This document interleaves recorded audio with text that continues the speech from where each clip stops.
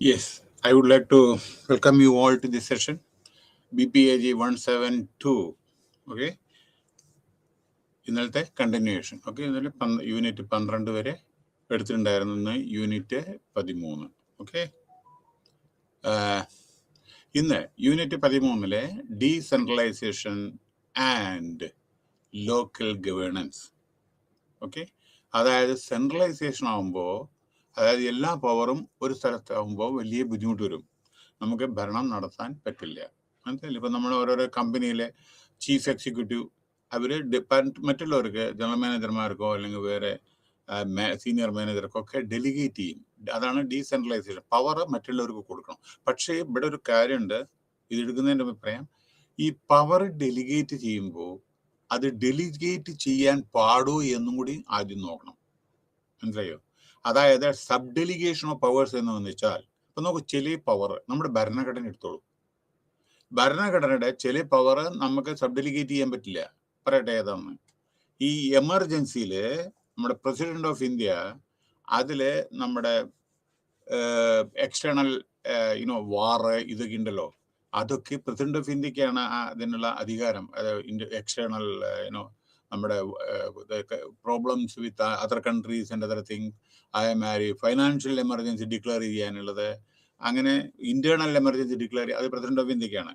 പക്ഷേ ഈ മൂന്നും പ്രസിഡന്റ് ഓഫ് ഇന്ത്യക്കാണ്. അത് ചിലപ്പോൾ ഡെലിഗേറ്റ് ചെയ്യാൻ പറ്റില്ല. അതേമാതിരി ഗവർണറുടെ ചിലത്, ഗവർണർ ചീഫ് മിനിസ്റ്ററെ നമ്മൾ അപ്പോയിന്റ് ചെയ്യുന്നു, അത് ആ പവർ വേറെ ആരെങ്കിലും കൊടുക്കാൻ പറ്റുമോ?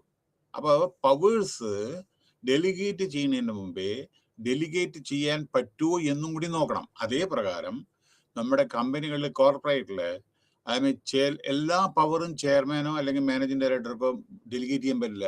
സെർട്ടൺ ഇത് അവരുടെ കയ്യിൽ തന്നെ വയ്ക്കും. കാരണം അത് ഡെലിഗേറ്റ് ചെയ്യാൻ അവർക്ക്, അതായത് ബോർഡ് ഓഫ് ഡയറക്ടേഴ്സോ അല്ലെങ്കിൽ as per articles and memorandum association പ്രകാരം അവർക്ക് സബ് ഡെലിഗേറ്റ് ചെയ്യാനുള്ള അധികാരം ഉണ്ടെങ്കിൽ മാത്രമേ പറ്റൂ. ഓക്കെ, അപ്പോൾ decentralisation will help the governance properly, whether it is central, whether it is state, whether it is local government, അതിലൊക്കെ ഡെലിഗേഷൻ ഉണ്ട്. മനസ്സിലായില്ലേ? അപ്പൊ നമുക്ക് നമ്മുടെ ലോക്കൽ എടുക്കൂ, നമ്മുടെ ഗ്രാമപഞ്ചായത്ത് ഉണ്ട്, അല്ല നമ്മുടെ മുകളിൽ എടുക്കുക, ലോക്കൽ സെൽഫ് ഗവൺമെന്റ്, നമ്മുടെ സ്റ്റേറ്റ് സെക്രട്ടേറിയറ്റ്, അവരുടെ മിനിസ്ട്രി ഡിപ്പാർട്ട്മെന്റ് ഉണ്ട്, അവര് കീഴിലാണ് അതൊക്കെ. ഡിസ്ട്രിക്റ്റിന്റെ അതേമാതിരിയുള്ള നമ്മുടെ ബ്ലോക്ക് പഞ്ചായത്തും ഗ്രാമപഞ്ചായത്തും ഒക്കെ, അതിനൊക്കെ ഓരോരുത്തർക്ക് പവർ ഉണ്ട്. അതൊക്കെ ഡെലിഗേറ്റ് ചെയ്തെടുക്കണം ഓരോരുത്തർക്ക്. ഇന്ന ആൾക്ക് ഇന്നത് വരെ അപ്രൂവ് ചെയ്യാനുള്ള അധികാരമുണ്ട്, ഇത്രയേ ഉള്ളൂ. അത് ക്രോസ് ചെയ്യാൻ പാടില്ല. ഓക്കെ, അപ്പോൾ എന്താണ് ഡീസെൻട്രലൈസേഷൻ? കൺസെപ്റ്റ് ഓഫ് ഡീസെൻട്രലൈസേഷൻ എന്താണ് കൺസെപ്റ്റ് അറിയോ? എല്ലാ പവറും നമുക്ക് എല്ലാം ചെയ്യാൻ പറ്റില്ലല്ലോ.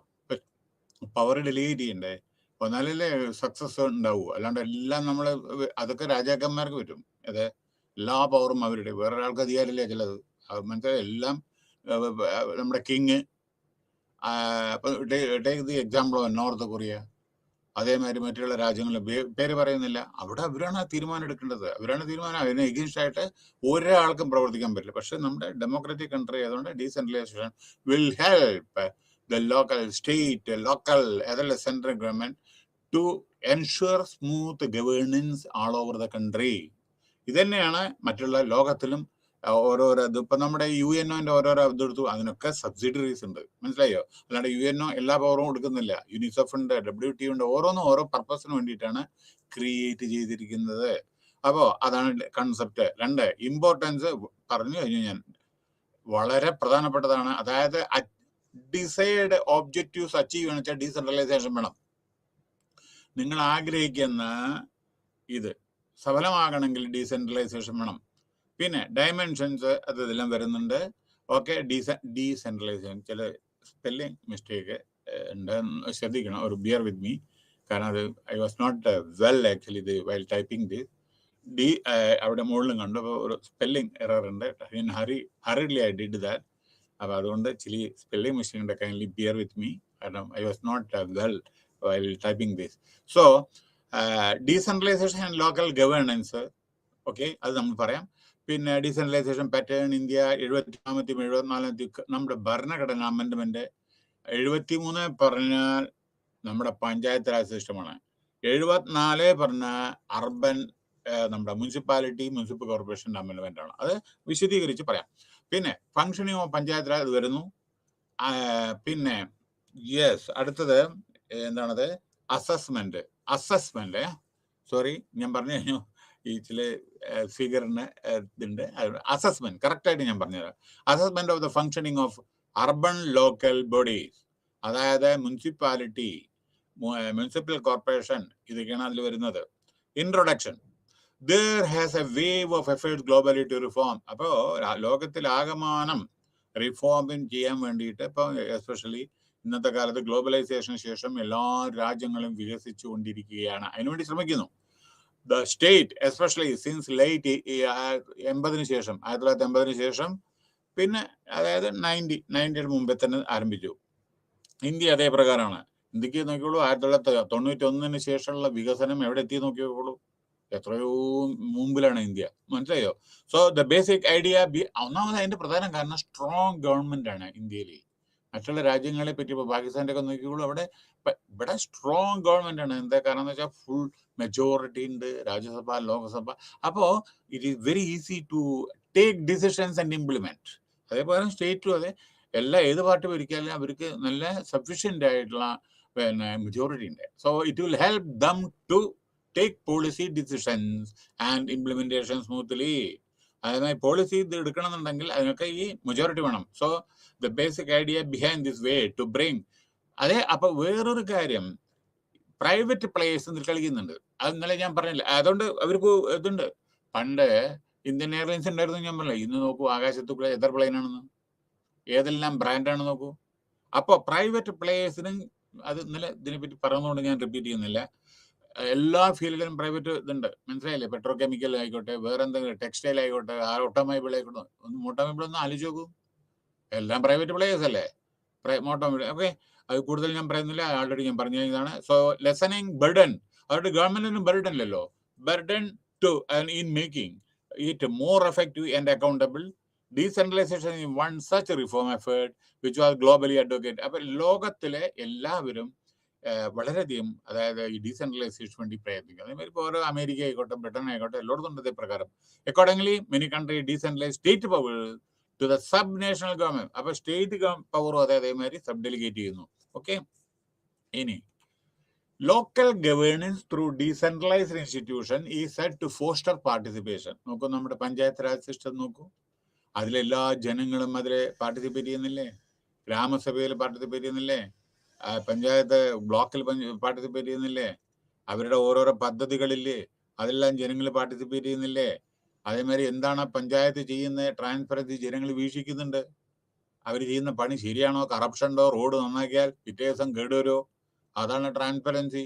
തെറ്റുകൾ കണ്ടുപിടിക്കുക, സജസ്റ്റ് ചെയ്യുക, റെമഡിയൽ സ്റ്റെപ്പ് എടുക്കുക. എഫക്റ്റീവ് ഇംപ്ലിമെന്റേഷൻ ഓഫ് പ്ലാൻസ് പറഞ്ഞു. പ്രോഗ്രാംസ് അറ്റ് ഗ്രാസ് റൂട്ട്, താഴെ ലെവലിൽ, അതാണ് നമ്മുടെ Gramasabha, Panchayat Raj. Harnessing the available human resources, എല്ലാം നമ്മുടെ ജനങ്ങളെ അത് വരുന്നുണ്ട്. എന്താണ് ഇന്ത്യ ആ സമയത്ത് നിങ്ങൾക്ക് പറഞ്ഞുതരാം. So in this unit we shall discuss the concept of decentralisation. അപ്പോൾ ഈ യൂണിറ്റിൽ ഡീസെൻട്രലൈസേഷന്റെ കൺസെപ്റ്റിനെ പറ്റി, ഇമ്പോർട്ടൻസിനെ പറ്റിയും, പഞ്ചായത്ത് രാജ് സിസ്റ്റത്തിനെ പറ്റിയിട്ടും അർബൻ ലോക്കൽ ബോഡീസിനെ പറ്റിയാണ് പറയാൻ പോകുന്നത്. ഇനി അടുത്തത് പറയുന്നതിൻ്റെ മുമ്പേ ചില കാര്യങ്ങൾ ഓർക്കുക. മനസ്സിലായില്ലേ? അതായത് അഡീഷണൽ എന്താണ് ഇന്ത്യ, എന്നാലേ ഡീസെൻട്രലൈസേഷൻ മനസ്സിലാവൂ. ഇന്ത്യയിലും ചില കാര്യങ്ങൾ, ചില പോയിന്റ്, എല്ലാ പോയിന്റും ഇല്ല, ചില പോയിന്റുകൾ ഞാൻ പറയാം നിങ്ങളുടെ ഇൻഫർമേഷന്.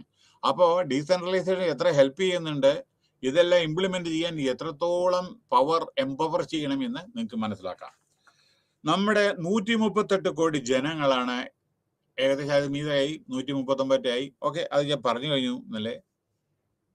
ഞാൻ ഈ പറയുന്നത് എത്ര ഡീസെൻട്രലൈസേഷൻ ആവശ്യമാണ്, എംപവർമെന്റ് എത്രത്തോളം ആവശ്യമാണ് എന്ന് ഇതിൽ നിന്ന് തെളിയും. 138 കോടി ജനങ്ങള് നമ്മുടെ ഇന്ത്യ. 7 മെയിൻ റിലീജിയനാണ്. 122 ലാംഗ്വേജ്, ഭാഷ.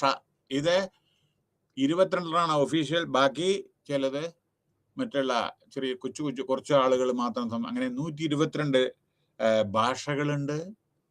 ചില ഇതിന് ആംഗ്യ ഭാഷയിൽ, ചിലത് ഇതിന് ആൽഫബറ്റ് ഇല്ലാത്തതുണ്ട് ചില ഭാഷ. പിന്നെ അപ്പോൾ ഒഫീഷ്യൽ ഇതിൽ നമ്മൾ അപ്രൂവ് ചെയ്ത് 22 എണ്ണമാണ്. പക്ഷെ 122 ലാംഗ്വേജ് ഉണ്ട് ശരിക്ക്. 33 ലക്ഷം സ്ക്വയർ കിലോമീറ്റർ ആണ് നമ്മുടെ ഇത് ലാൻഡ് ഇന്ത്യ. 33 ലക്ഷം സ്ക്വയർ കിലോമീറ്റർ. പക്ഷേ ഇന്ത്യ ഈ 28 സ്റ്റേറ്റും 9 യൂണിയൻ ടെറിട്ടറിയും ഡൈവേഴ്സിറ്റി നീക്കുള്ളൂ. ഇത്രയധികം പോപ്പുലേഷൻ ഉണ്ടെങ്കിലും ഇന്ത്യയിൽ ഒറ്റ ഭരണഘടന. ഓക്കെ, ഇതില് 70% ഓർക്കണേ, ഇവിടെയാണ് ഡീസെൻട്രലൈസേഷൻ വരുന്നത്. 70% ജനങ്ങളും റൂറൽ വില്ലേജസിലാണ് ജീവിക്കുന്നത്. ഇവിടെയാണ് ഡീസെൻട്രലൈസേഷൻ വരുന്നത്. 70%. അപ്പോ ഇതിൽ 70%-ത്തില് 48% ഫീമെയിലാണ്. മനസ്സിലായോ? പിന്നെ ജെൻഡർ ഗ്യാപ്പ്, ആണും പെണ്ണും തമ്മിലുള്ള വ്യത്യാസം. ഓക്കെ, ഇതില് ലോകത്തില് 156 രാജ്യങ്ങളിൽ 140 സ്ഥാനമാണ് ഇന്ത്യ. Poor performance. നമ്മൾ പറയുന്നത് മാത്രമേ ഉള്ളൂ. അതായത് നമ്മൾ ഇന്നലെ പറയില്ലേ, ഞാൻ ഇത് പറയുന്നത് സ്റ്റാറ്റിസ്റ്റിക്സ് ലേറ്റസ്റ്റ് ആണ് കേട്ടോ. അതിൽ നിങ്ങൾ ഡിഫറൻസ് ഒപ്പീനിയൻ പ്രകടിപ്പിക്കരുതേ. ഈ തരുന്ന ഡാറ്റ മുഴുവൻ പത്രങ്ങളിലും എല്ലാം വന്ന I am in the habit of editorial note അതൊക്കെ ഉണ്ടല്ലോ, നമ്മൾ അതിൽ നിന്ന് എടുക്കുന്ന പോയിന്റ് ആണ്. ഓരോരുത്തരുടെ ഓരോ വേൾഡ് സർവേയുടെ റിപ്പോർട്ട് പ്രകാരമാണ് അത്. അല്ലാണ്ട് നമ്മളിപ്പോൾ ആരും എതിരായിട്ടല്ല, അങ്ങനെ വിചാരിക്കാതെ. Don't take it indirectly, only academic way you to take it. മനസ്സിലായില്ലേ? ഓരോരോ വേർഡും പറയുന്നത് ഓതന്റിക്കേറ്റഡ് ആണ്. ഇതെല്ലാം പല അനാലൈസിസും അവരുടെ വേൾഡ് ബോഡീസിന്റെ അതാണ് പറയുന്നത്. ചിലപ്പോൾ മേപ്പെട്ട് പോകാൻ, ചിലപ്പോൾ കീപ്പെട്ട് പോകാൻ. അതിന് ഞാനല്ല ഉത്തരവാദി. ഞാൻ എഴുതുമ്പോൾ ഇതാണ്, ഇന്ന് ഇതാണ്, നാളെ വേറെ ഒന്നാണ്. അപ്പൊ അത് മാറി മറിഞ്ഞുകൊണ്ടിരിക്കും, അത് വേറെ കാര്യം. പിന്നെ പണ്ട് നമ്മൾ എത്ര ഇതുണ്ടായിരുന്നു സ്റ്റേറ്റ്, ഇപ്പൊ എത്ര സ്റ്റേറ്റ് ഉണ്ട്? പണ്ട് എത്ര യൂണിയൻ ടെറിട്ടറി? 7 union territory. ഇപ്പൊ എത്ര? 9 ആയില്ലേ? മാറ്റി അങ്ങനെ മറിഞ്ഞുകൊണ്ടിരിക്കുകയാണ്. ഇന്ന് ഒരു പ്രസിഡന്റാണ്, നാളെ ഇത് എന്താ വൈകുന്നേരം 4 മണിക്ക് പുതിയ പ്രസിഡന്റ് വരികയാണ്. മാറ്റങ്ങൾ കണ്ടോ? ഇപ്പോ ഞാൻ സംസാരിക്കുമ്പോൾ ആൾറെഡി വന്നു കഴിഞ്ഞിട്ടുണ്ടാവും, എനിക്കറിയില്ല. 4 മണിക്കാണ് അനൗൺസ് ചെയ്യുന്ന പുതിയ പ്രസിഡന്റ് ഇന്ത്യയുടെ. അപ്പൊ അങ്ങനെ മാറ്റങ്ങൾ വന്നുകൊണ്ടിരിക്കുന്നു. ഓക്കെ, സോ അപ്പൊ ഇതിന്റെ വേറൊരു കാര്യം, we should discuss the concept of decentralisation, its importance and panchayat സിസ്റ്റത്തിനെ പറ്റി. അപ്പൊ വേറൊരു കാര്യം എന്താണെന്ന് വെച്ചാൽ, ജെൻഡർ ഗ്യാപ്പിലെ 156 രാജ്യങ്ങളിൽ 140 സ്ഥാനമാണ് ഇന്ത്യക്ക്. പിന്നെ overall in the gender gap as per the report publish by the world body 2021, ഇപ്പൊ ചിലപ്പോൾ അങ്ങോട്ടും ഇങ്ങോട്ടും അല്പം മാറ്റം ഉണ്ടാവും. 62.5% ഗ്യാപ്പ്, ജെൻഡർ ഗ്യാപ്പ്. നിങ്ങൾ ഓർത്തോളൂ ഇനി എത്രയാണെന്ന് കേട്ടോ. ഞാൻ ഫിഗർ മാത്രം പറയാൻ, നിങ്ങൾ ആലോചിക്കുക. പിന്നെ as per world UN report 346 കോടി ജനങ്ങള് ലോകത്തില് പൂവർ ആയിട്ടുണ്ട്. 346 കോടി എന്ന് പറഞ്ഞാൽ ഇന്ത്യയുടെ 28% പോപ്പുലേഷൻ. ലോകത്തില് 346 കോടി ജനങ്ങളിൽ പോവർട്ടി. അങ്ങനെ വിചാരിക്കരുതേ അമേരിക്കയിലും റഷ്യയിലൊക്കെ എല്ലാം പണക്കാരെന്ന് വിചാരിക്കരുതേ. അവിടെ ദാരിദ്ര്യം വേണ്ടത്രയുണ്ട്. മനസ്സിലായില്ലേ? ഇന്നലെ ഞാൻ പറയില്ലേ റഷ്യത്തെ കാര്യം, ബ്രെഡ് കിട്ടാത്തതിന് പോലെ. അങ്ങനെ വിചാരിക്കരുത് റിച്ചാണ്, അതാണ് അങ്ങനെ വിചാരിക്കരുത്. എത്രയോ സ്ഥലങ്ങളിൽ ദാരിദ്ര്യം അനുഭവിക്കുന്നവരുണ്ട്. അപ്പൊ ഇതൊന്നും മനസ്സിലായില്ലേ? ഇതെല്ലാം വേൾഡ് ബോഡി അനൗൺസ് ചെയ്തതാണ്. UNO, യുണൈറ്റഡ് നേഷന്റെ റിപ്പോർട്ടാണ് അത് ഞാൻ പറയുന്നത്. 346 കോടി ജനങ്ങള് പൂവർ. അതിൽ 28%. ഈ 346 കോടി പറയുന്നത് ഇന്ത്യയുടെ പോപ്പുലേഷൻ 28%. മനസ്സിലായോ? പിന്നെ വേറൊരു പ്രധാനപ്പെട്ട കാര്യം, 19 കോടി ജനങ്ങൾ ഇന്ത്യയില് ഫ്യൂച്ചറിലെ ദാരിദ്ര്യം അനുഭവിക്കുമെന്നാണ് എസ്റ്റിമേറ്റ് ചെയ്യുന്നത്. 19 കോടി ജനങ്ങൾ ഇന്ത്യയില് അപ്പൊ in future. So which is hot spot എന്ന് വെച്ചാൽ വളരെ ശ്രദ്ധിക്കേണ്ട കാര്യമാണത്. മനസ്സിലായില്ലേ? 38% ഇന്ത്യയുടെ പോപ്പുലേഷൻ. ഇതൊക്കെ പറയാൻ ഈ ഡീസെൻട്രലൈസേഷൻ എത്രത്തോളം പ്രാധാന്യം ഉണ്ടെന്ന് ആലോചിക്കൂ. 38% Indian population cannot even read or write. എഴുതാനും വായിക്കാൻ പറ്റാത്ത 38% ആളുകളുണ്ട് ഇന്ത്യയിൽ. 38%. ഓക്കെ, പിന്നെ ഈവൻ അവർക്ക് വായിക്കാനും എഴുതാനും പറ്റുന്നില്ല. പിന്നെ ഇന്ത്യ ചില നല്ല നേട്ടങ്ങള്, 4th biggest hub of IT professionals in the world. ലോകത്തിലെ നല്ല മാൻ പവർ ഉള്ളതും നമ്മുടെ IT-യിലെ 4ാമത്തെ രാജ്യമാണ് ഏറ്റവും കൂടുതൽ ഇതില് നമ്മുടെ ഇന്ത്യ. പിന്നെ ഇന്ത്യയിലെ അപ്പൊ ഡൈവേഴ്സിറ്റി നോക്കിക്കോളൂ, ഡീസെൻട്രലൈസേഷൻ എവിടെയെല്ലാം ആവശ്യമുണ്ട് നോക്കിക്കോളൂ. അടുത്ത് ഇന്ത്യയിലെ ഞാൻ പറഞ്ഞു കഴിഞ്ഞു 1020 യൂണിവേഴ്സിറ്റി ഉണ്ട് എഡ്യൂക്കേഷനിൽ. അതിൽ 1020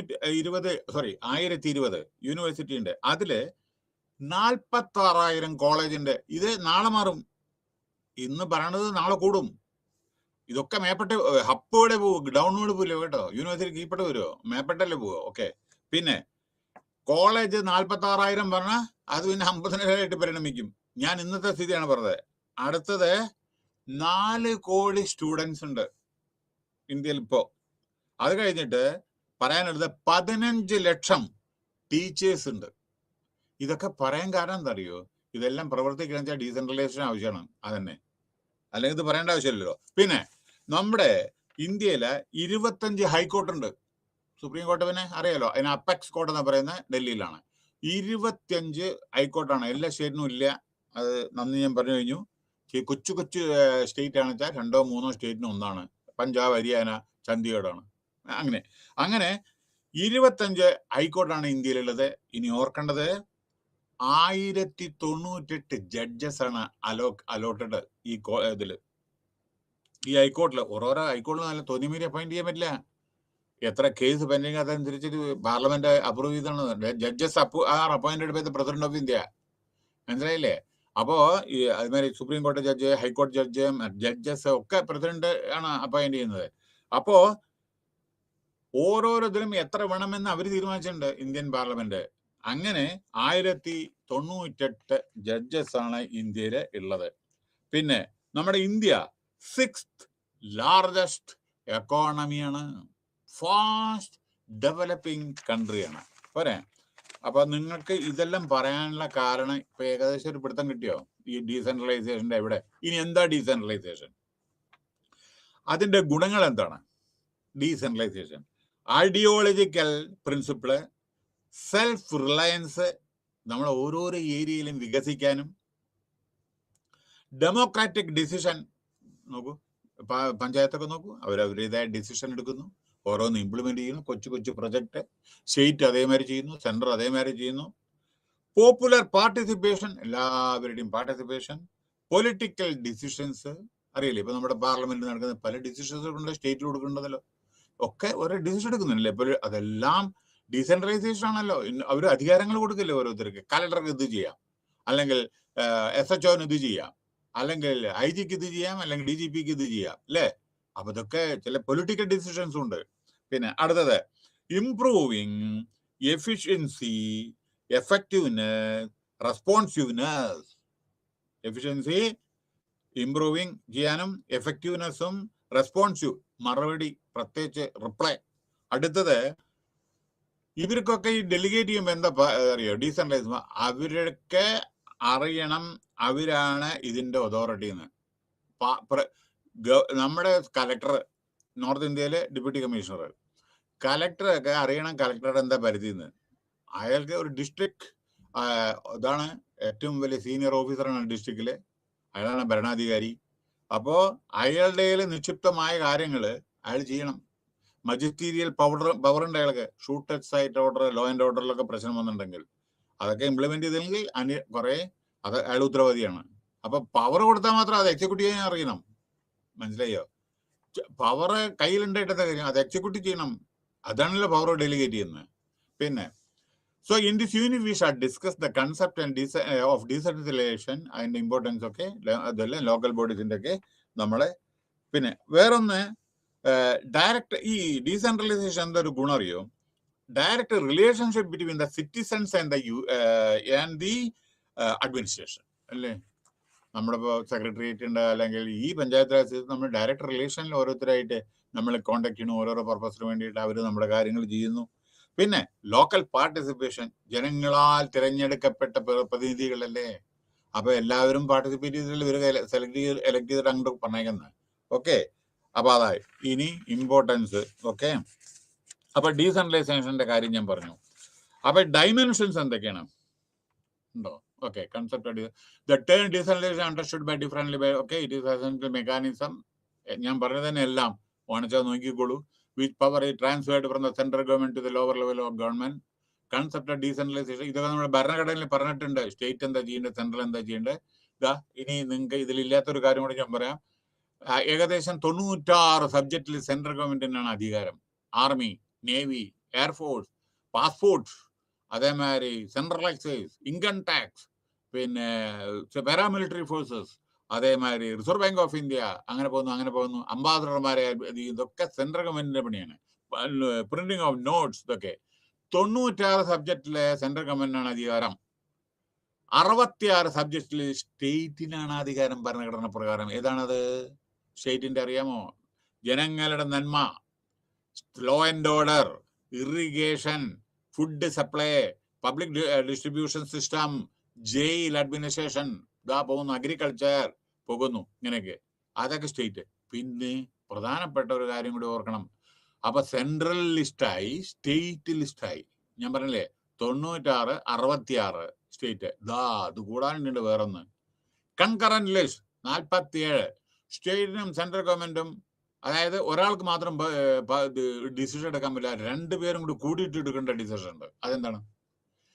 മാരേജ്, ഡൈവേഴ്സ്.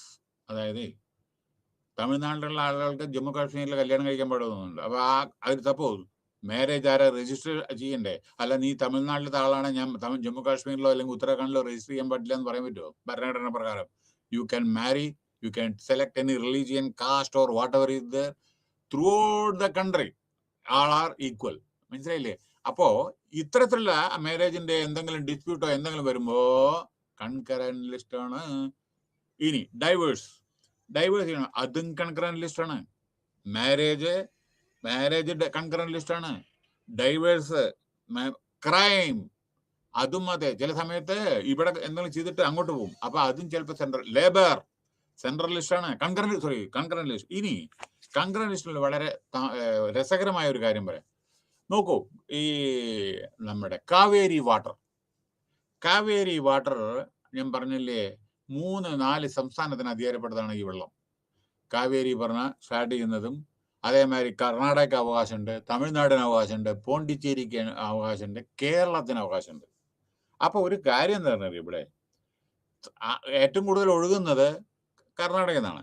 അപ്പൊ കർണാടകയ്ക്ക് പറയാം ഞങ്ങൾ വെള്ളം താഴ്ത്തി കൊടുക്കില്ലെന്ന്. വെള്ളം താഴേക്കല്ലേ ഒഴുകൂ, വെള്ളം മേപ്പെട്ട് ഒഴുകില്ലല്ലോ. അപ്പോ തമിഴ്നാട് ഞങ്ങൾ വെള്ളം കൊടുക്കില്ല, അല്ലെങ്കിൽ പോണ്ടിച്ചേരിക്ക് കൊടുക്കാൻ പറ്റില്ല, കേരളത്തിന് കൊടുക്കാൻ പറ്റില്ല എന്ന് പറയാൻ പറ്റും അവർക്ക്. കാരണം വെള്ളമാണ് നേച്ചുറൽ, ഇത് നമുക്ക് പ്രകൃതി തരുന്നതല്ലേ നദി. ഇതൊക്കെ അത് മറ്റുള്ളവർക്ക് കൊടുക്കാം. നമ്മുടെ ബ്രദേഴ്സ് ആൻഡ് സിസ്റ്റേഴ്സ് അല്ലേ മറ്റുള്ളവര്. ഒരു minute, take the example of Kerala. എവിടുന്നത് വന്ന് നമ്മുടെ ബൈഫർക്കേറ്റ് ചെയ്തിട്ടല്ലേ തമിഴ്നാടിനെ, മദ്രാസിനെ ആന്ധ്രയായിട്ടും കർണാടകയായിട്ടും കേരള ആയിട്ടും മറ്റുള്ള ഡിവൈഡ് ചെയ്തിട്ടല്ലേ ഇത്. അപ്പൊ നമുക്ക് ആൾറെഡി ഓരോരോ സ്റ്റേറ്റ് ആയിട്ട് ഇന്റർകണക്റ്റഡ് അല്ലേ ഓരോന്ന്, അല്ലേ? ഇപ്പൊ ഉത്തരാഖണ്ഡ് നോക്കൂ, ഉത്തർപ്രദേശിന്റെ അല്ലേ, ബീഹാറിലെ റാഞ്ചി, ഇത് നോക്കൂ, ജാർഖണ്ഡ്, എല്ലാം ഇന്റർ കണക്റ്റഡ് ആണ്. അപ്പോ ഇത്തരത്തിലുള്ള കാര്യങ്ങള് സെൻട്രൽ ഗവൺമെന്റ് ആണ് സെൻട്രൽ ഗവൺമെന്റും സ്റ്റേറ്റ് ഗവൺമെന്റും കൂടി തീരുമാനിക്കും, കോട്ട ഫിക്സ് ചെയ്യണം. അതായത് തമിഴ്നാടിന് ഇത്രത്, കർണാടക ഇത്ര, പോണ്ടിച്ചേരിക്ക് ഇത്ര, അതേമാതിരി കേരളത്തിന് ഇത്ര. അതൊക്കെ ഇതേമാതിരി ഗംഗാനദി എടുക്കൂ. ഗംഗാനദി എവിടുന്നാ ഉത്ഭവിക്കുന്ന? ഹിമാലയത്തിൽ നിന്ന്. എവിടേക്കൊക്കെ ഒഴുകുന്ന, ഏത് സ്റ്റേറ്റിൽ കൂടെ ഒന്ന് നോക്കൂ. അത് സപ്പോസ് നമ്മുടെ പറയണേ ഉത്തർപ്രദേശ് ഞാൻ അങ്ങോട്ട് കൊടുക്കില്ല, ബീഹാറിന് വെള്ളം കൊടുക്കില്ല, കൽക്കട്ടയ്ക്ക് വെള്ളം കൊടുക്കില്ല എന്ന് പറഞ്ഞ എന്താ സ്ഥിതി? ഗംഗാ അത് ഒരാളുടെ സ്വത്തല്ലല്ലോ നദി. അതാണ് central government in consultation with the state government can take A decision, that is called നമ്മുടെ ഇത്. പിന്നെ വേറെ ചില കാര്യങ്ങൾ അനവധി ഉണ്ട്, വേറെ പലതും. കൂടുതൽ ഞാൻ പറയുന്നില്ല. 46 49 സബ്ജക്റ്റ് കൺകറന്റ് ലിസ്റ്റ്. അത് കൂടുതൽ ഞാൻ പറയേണ്ട ആവശ്യമില്ല, ഏകദേശം നിങ്ങൾക്ക് ഐഡിയ കിട്ടിയിട്ടുണ്ടാവും. അപ്പൊ 3 ലിസ്റ്റ് ഇട്ടത് നിങ്ങൾ ഓർക്കണം: central list, state list and concurrent list. So അപ്പൊ ഓരോന്നിനും ഓരോ പവർ ഉണ്ട്. അപ്പൊ ഒരു കാര്യം, ഇതേ ലിസ്റ്റ് പ്രകാരം ഓരോരുത്തർക്ക് അധികാരമുണ്ട്. അപ്പൊ ഡെലിഗേഷനായി, എവിടെ ഡീസെൻട്രലൈസേഷനായി. മനസ്സിലായില്ലേ? അതാണ് പറയുന്നത്. പിന്നെ ഇപ്പൊ ജയില്, അത് സ്റ്റേറ്റിന്റെ അധികാരമാണ്, അപ്പൊ ഡീസെൻട്രലൈസേഷൻ ആയില്ലേ? ഓക്കെ. അഗ്രികൾച്ചർ സ്റ്റേറ്റിന്റെ ആണ്, അപ്പൊ അഗ്രികൾച്ചറിന്റെ കണക്റ്റഡ് എല്ലാം സ്റ്റേറ്റ് നോക്കില്ലേ? പോലീസ്, ലോ ആൻഡ് ഓർഡർ കേട്ടോ. പോലീസ് പറഞ്ഞാൽ ലോ ആൻഡ് ഓർഡർ. പോലീസ് പറഞ്ഞ പാരാമിലിറ്ററി ഫോഴ്സിൽ എടുക്കരുതേ, പാരാമിലിറ്ററി ഫോഴ്സ് സെൻട്രലിൽ വരും. അതായത് BSF, CRPF, അതേമാതിരി പലത് ആസാം റൈഫിൾസ്, അതൊക്കെ അവിടെ വരെ ഇന്തോ ടിബറ്റൻ ബോർഡർ ഫോഴ്സ്, അതെല്ലാം സെൻട്രൽ ഗവൺമെന്റിന്റെ ഹോം മിനിസ്റ്ററുടെ. മനസ്സിലായില്ലേ? ആർമി, നേവി, എയർഫോഴ്സ് അത് ഡിഫൻസിന്റെയാണ്. മിനിസ്റ്റർ ഓഫ് ഡിഫൻസ് അതും സെൻട്രലിന്റെയാണ്. അപ്പൊ ഇതൊക്കെ ഡീസെൻട്രലൈസ്. ആർമി, നേവി, എയർഫോഴ്സ് ഇതൊക്കെ ഡീസെൻട്രലൈസ്ഡ് അല്ലേ? അല്ലാണ്ട് എല്ലാം കൂടി ഒന്നങ്ങടെ പണ്ട് ഇങ്ങനെ ഉണ്ടായിരുന്നു.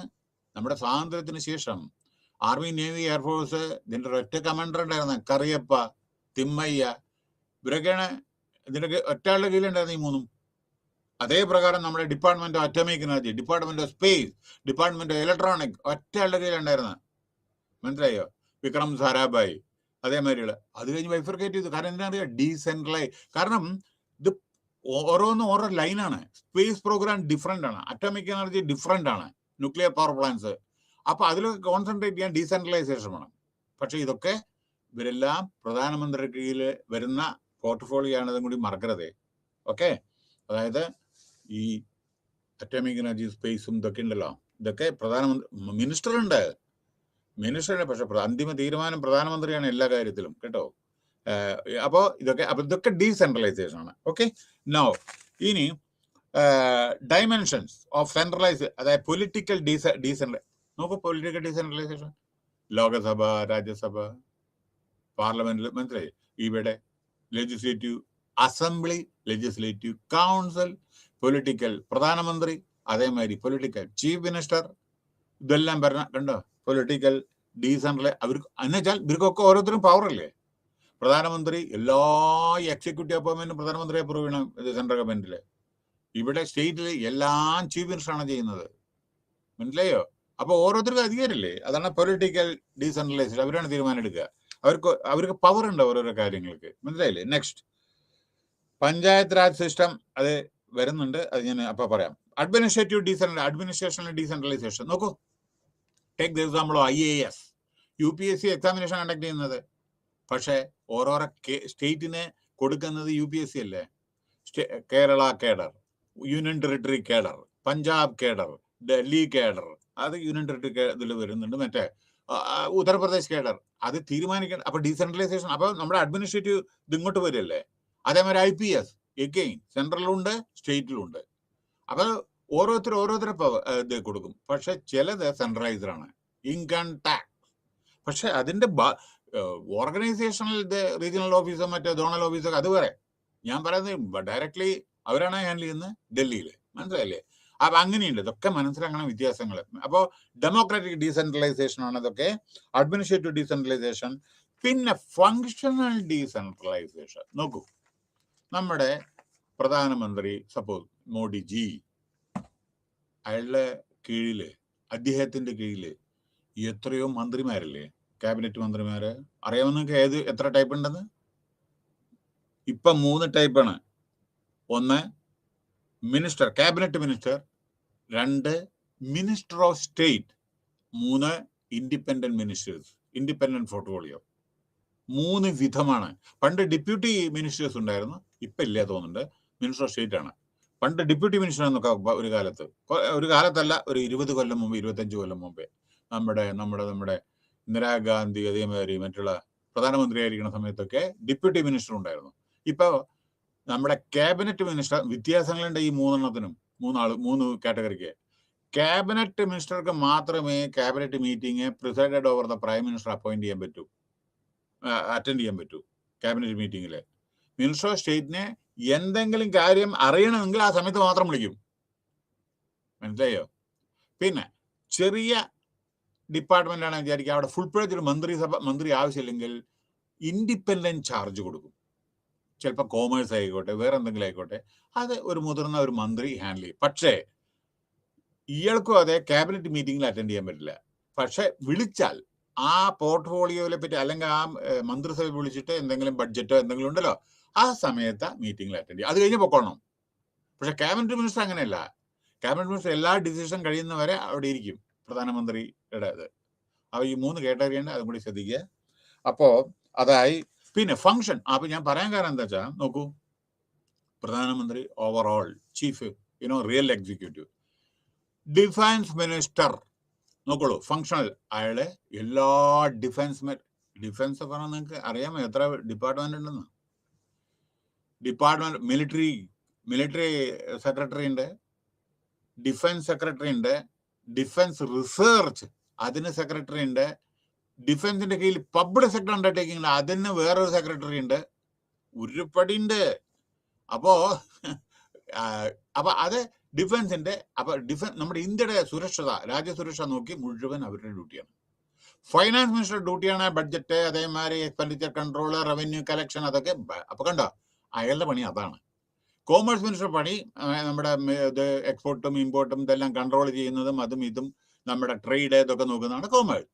മനസ്സിലായില്ലേ? ഇൻഫർമേഷൻ ബ്രോഡ്കാസ്റ്റിംഗ് അറിയാലോ നിങ്ങൾക്ക് എന്താണെന്ന്, എല്ലാ വാർത്താ കമ്മ്യൂണിക്കേഷൻ്റെ അറിയാലോ നിങ്ങൾക്ക്. അപ്പൊ ഓരോ മന്ത്രി, ഹോം മിനിസ്റ്റർ, അയാളുടെ ഡ്യൂട്ടി എന്താണ്? അയാളുടെ കീഴിലാണ് നമ്മുടെ ഇത് പാരാമിലിറ്ററി ഫോഴ്സസ്, നമ്മുടെ ഡിസാസ്റ്റർ മാനേജ്മെന്റ്, അത് പലതും വളരെയധികം പ്രധാനപ്പെട്ട ഒരു റോളാണ് നമ്മുടെ ആഭ്യന്തര സുരക്ഷ. അതായത് ഓരോ സ്റ്റേറ്റിലും വരുന്ന പ്രശ്നങ്ങൾക്ക് അവരെ ഹെൽപ്പ് ചെയ്യുന്നത്. സ്റ്റേറ്റിനെ ഹെൽപ്പ് ചെയ്യണം, കാരണം സ്റ്റേറ്റിലെ എല്ലാ മിഷനറി ഉണ്ടാവില്ലല്ലോ.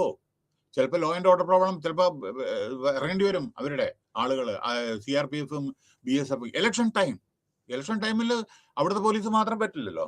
ഇലക്ഷൻ ടൈമിൽ കണ്ടമാനം ആളുകൾ കൊണ്ട് ഇത് ആർമഡ് ഫോഴ്സസ് വേണ്ടി വരും ചില സമയത്ത്. കാരണം എന്താ വെച്ചാൽ ട്രിബിൾഡ് ചില ബൂത്തുകളൊക്കെ ഉണ്ട്. അപ്പോൾ വളരെ കോർഡിനേഷനോട് കൂടി പ്രവർത്തിക്കേണ്ടതാണ്. വളരെ ഇമ്പോർട്ടന്റ്, എല്ലാം ഇമ്പോർട്ടന്റ് ആണ് കേട്ടോ. അങ്ങനെ വിചാരിക്കരുതേ. ഒരു അംബ്രല, ഒരു കുട, അതിന്റെ ഓരോരോ വില്ലും പ്രധാനല്ലേ? മനസ്സിലായോ? അതിന്റെ ഒരു വില്ല് ഒടിഞ്ഞു വിചാരിക്കുക, അംബ്രലയുടെ ശോഭ പോയില്ലേ? അതേമാതിരിയാണ് ഓരോ പോർട്ട്ഫോളിയോ. അപ്പൊ വളരെ എഫക്റ്റീവ് ആയിട്ട് ഇത് ഫങ്ഷൻ ചെയ്താലാണ് നമ്മുടെ മന്ത്രിസഭ എന്ന് പറയാൻ പറ്റൂ. മനസ്സിലായോ? അങ്ങനെ ചെയ്യുന്നുണ്ട്. അല്ലെങ്കിൽ ചെയ്യിപ്പിക്കും. പ്രധാനമന്ത്രി വിടില്ലല്ലോ അവര്. ചെയ്തിച്ചിട്ടില്ലെങ്കിൽ അവർ മാറ്റും. ഡിസ്മിസ് ചെയ്യാനുള്ള അധികാരമുണ്ട് പ്രധാനമന്ത്രിക്ക് കേട്ടോ. അതേമാതിരി ചീഫ് മിനിസ്റ്ററെ ഡിസ്മിസ് ചെയ്യാൻ അല്ലെങ്കിൽ രാജിവെക്കാൻ വേണ്ടി പറയും. ചെയ്തിട്ടില്ലെങ്കിൽ, ജോലി ചെയ്തിട്ടില്ലെങ്കിൽ. അങ്ങനെ വരുന്നില്ല, ചെയ്തേ പറ്റോ. കാരണം they're all accountable to the general public. Railway, take the example of railway മന്ത്രി മിണ്ടാതിരിക്കുകയാണ് വിചാരിക്കുക. സപ്പോസ് ആക്സിഡന്റ് ഉണ്ടായി, കുറെ ആൾ മരിച്ചു, അയാൾ മിണ്ടുന്നേ ഇല്ലെങ്കിലോ ജനങ്ങൾ വിടോ? അതന്നെ എല്ലാ കാര്യങ്ങളും. അപ്പോൾ ഡീസെൻട്രലൈസേഷൻ ഫംഗ്ഷൻ പറഞ്ഞില്ല ഞാൻ. ഓരോ ഫംഗ്ഷൻ അതേമാതിരി കമ്പനികളിലും ഫംഗ്ഷൻ ഉണ്ട്. പിന്നെ ഫൈനാൻഷ്യൽ നോക്കൂ, ഡീസെൻട്രലൈസേഷൻ ഇതിൽ ഞാൻ കൂടുതൽ പറയുന്നില്ല. ഫൈനാൻഷ്യൽ ഡീസെൻട്രലൈസേഷനിലെ സ്റ്റേറ്റിന്റെ കയ്യിൽ കാശില്ല, സെൻട്രൽ ഗവൺമെന്റ് കൊടുക്കണം. അതേമാതിരി അപ്പോ ബഡ്ജറ്റ് അലോക്കേഷനും പ്ലാനിങ് കമ്മീഷന്റെയും അതേമാതിരി പിന്നെ നോക്കൂ, ഗ്രാൻഡ് ഇൻ നീഡ് ഉണ്ട്. ചില പ്രൊജക്ടിന് അവര് ഗ്രാൻഡ് കൊടുക്കും, സെൻട്രൽ ഗവൺമെന്റും. അതേമാതിരി സ്റ്റേറ്റ് ഗവൺമെന്റ് പഞ്ചായത്തിനും കൊടുക്കും ഗ്രാൻഡ്. പറഞ്ഞ ചിലത് ഫ്രീ ആണ്, ചിലത് നോമിനൽ ഇൻട്രസ്റ്റ് ഉണ്ട്. 2%, 1%. ഇതൊക്കെ ഡെവലപ്മെന്റ് പർപ്പസിന് വേണ്ടിയിട്ട്. അപ്പൊ ഒരു ബ്രിഡ്ജ് പണിയാ, ഒരു വലിയൊരു പാലം പണിയാണ് വിചാരിക്കുക. അപ്പോ സെൻട്രൽ ഗവൺമെന്റ് പൈസ ഇല്ല വിചാരിക്കുക. അപ്പൊ ചിലപ്പോൾ എന്തെങ്കിലും ഗ്രാൻഡ് സെൻട്രൽ ഗവൺമെന്റ് കൊടുക്കും. കാരണം സെൻട്രലും സ്റ്റേറ്റും കൂടി ഷെയർ ഉണ്ടാവും. ചിലപ്പോൾ ഗ്രാൻഡ് ചിലപ്പോൾ റീപേയബിൾ ആണ്, ചിലത് കൊടുക്കേണ്ട ആവശ്യമില്ല, അവർ വേവ് ഓഫ് ചെയ്യും. ചിലപ്പോൾ നോമിനൽ ഇൻട്രസ്റ്റ്. കാരണം സെൻട്രൽ ഗവൺമെന്റ് എവിടെയെങ്കിലും എടുക്കേണ്ടി വരും പൈസ. മനസ്സിലായില്ലേ? അപ്പോൾ സെൻട്രൽ ഗവൺമെന്റ് ബാധ്യസ്ഥയുണ്ടല്ലോ ഓരോന്ന്. കാരണം ജനങ്ങളുടെ കാശല്ലത്, അവർക്ക് തോന്നിയ ചെയ്യാൻ പറ്റില്ലല്ലോ. അപ്പൊ ഇതിനൊക്കെ പിന്നെ അതുള്ള ബഡ്ജറ്റ് പ്രൊവിഷൻ ആണ് ഇതിനെല്ലാം. ഏത് സ്റ്റേറ്റിന് പിന്നെ സ്റ്റേറ്റിന് കൊടുക്കുന്നത് തോന്നിയ എടുത്തു കൊടുക്കാൻ പറ്റില്ല. ഓരോ അലോക്കേഷൻ ഉണ്ട്, അത് ആനുവൽ ഇതുണ്ട് പ്ലാൻ, അത് അപ്രൂവ് ചെയ്യണം നീതി ആയോഗ്. മനസ്സിലായില്ലേ? അത് ചീഫ് മിനിസ്റ്ററും വരും, ഫൈനാൻസ് മിനിസ്റ്ററും ഓരോ സ്റ്റേറ്റിന്റെ ഡിസ്കസ് ചെയ്തിട്ടാണ് ഇതൊക്കെ അങ്ങനെ ഇത് ഉണ്ടാക്കുന്നത്. മനസ്സിലായില്ലേ? സോ ഇതെല്ലാം പറഞ്ഞു ഞാൻ. ഫൈനാൻഷ്യൽ ഡീസെൻട്രലൈസേഷൻ പറഞ്ഞു കഴിഞ്ഞു, ഡീസെൻട്രലൈസേഷൻ പാറ്റേൺ പറഞ്ഞു. ഇനി നമ്മുടെ ഡീസെൻട്രലൈസേഷൻ പാറ്റേണിനെ പറ്റി ഒരു കാര്യം പറയാനുണ്ട്. മഹാത്മാഗാന്ധി, അതായത് അദ്ദേഹം നമ്മുടെ രാഷ്ട്രപിതാവ്, അദ്ദേഹത്തിന്റെ വിഷൻ എന്തായിരുന്നു അറിയോ? അതായത് political powers would be decentralised.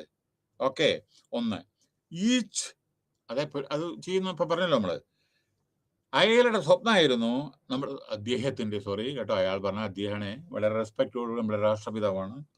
പിന്നെ each village would be self reliant.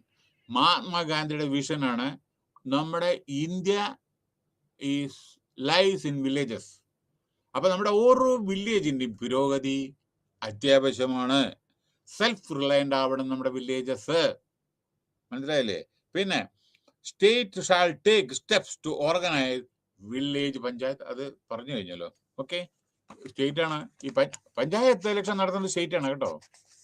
നമ്മുടെ ഇലക്ഷൻ കമ്മീഷനല്ല, മറ്റേ സ്റ്റേറ്റ് ഇലക്ഷൻ കമ്മീഷനാണ് പഞ്ചായത്തിന്റെ 5 കൊല്ലം കൂടുമ്പോൾ എല്ലാം ഇത് ചെയ്യുന്നത് കേട്ടോ.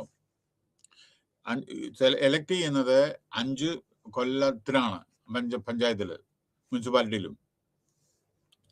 അത് പറയാൻ അടുത്ത് ഈ എവോൾവിംഗ് പാർട്ടിസിപ്പേറ്ററി കാര്യം പറഞ്ഞു.